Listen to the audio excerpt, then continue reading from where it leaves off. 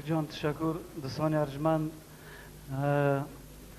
خوب او غزل ها و ترانه هایی را که شما خواستین من فکر میکنم که تکرار شدند و میخوام که برای شما باز از مولوی میخواین، از حضرت حافظ، از صاحب تبریز و میخوام که تکرار نشود و باز غزل های جدید و ترانه های جدید برای شما. مایلش دوتا دوتا باشه. تشکر از مولانا با اسم دور مشو، بخشش دیوانه شو.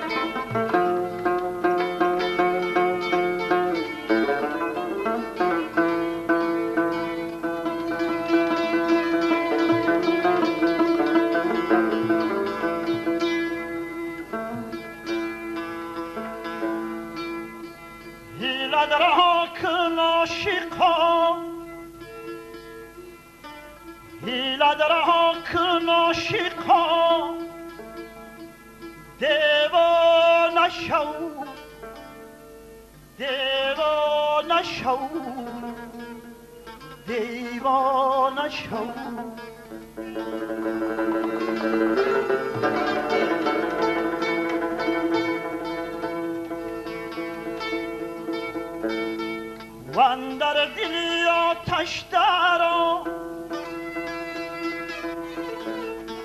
واندر دلی آتش درآ، پروانه شو، پروانه شو، پروانه شو.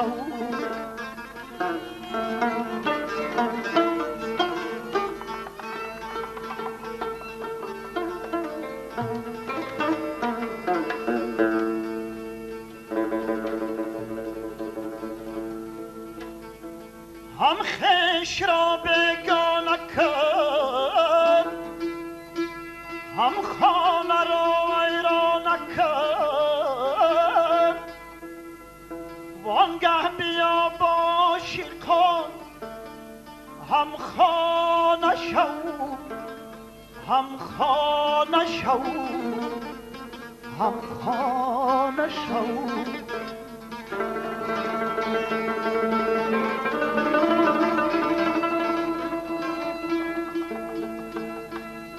باید که جمله جان شوی تا لایق جانان شوی. گر سوی مستان می روی مستانه شو، مستانه شو، مستانه شو.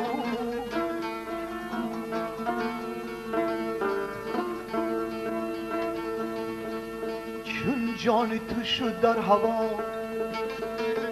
ز افسانه شیرین ما، چون جان تو شد در هوا ز افسانه شیرین ما. آنی شو چون عاشقان افسانه شو، افسانه شو، افسانه شو.